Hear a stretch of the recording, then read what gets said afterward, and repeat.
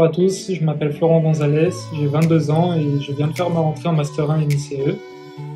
Bonjour à tous, moi je suis Neil Pisano, je suis étudiant aussi, je viens de rentrer en deuxième année de Master NICE à Nice et on va tout de suite vous expliquer comment s'est passée notre mobilité Erasmus qu'on a faite à Zagreb en Croatie du 1er août au 1er octobre. Pourquoi avoir choisi Zagreb?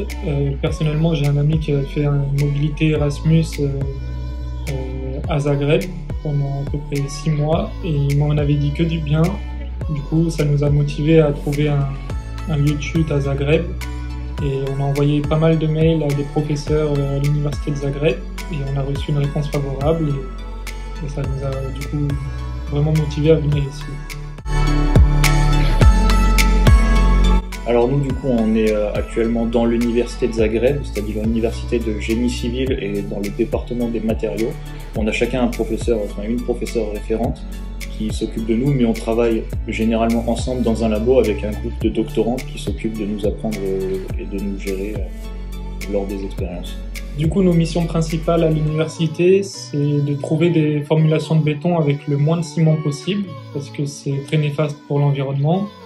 Du coup, ce qu'on fait, c'est qu'on essaie de remplacer une partie de ce ciment par des produits éco-responsables comme de l'argile ou encore des cendres qui viennent de forêts locales ou avec des fibres de pneus recyclés. On crée ces formulations de béton.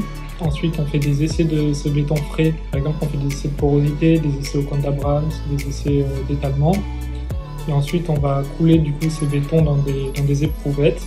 Soit un jour après, soit 7 jours après, ou soit 28 jours après, on va faire des essais de compression pour savoir si le béton qui a été formulé est solide ou non, si c'est possible de réellement le mettre en application dans le secteur du BTP. Du coup, la dernière partie des tâches qu'on a pu réaliser, c'était forcément l'analyse des résultats.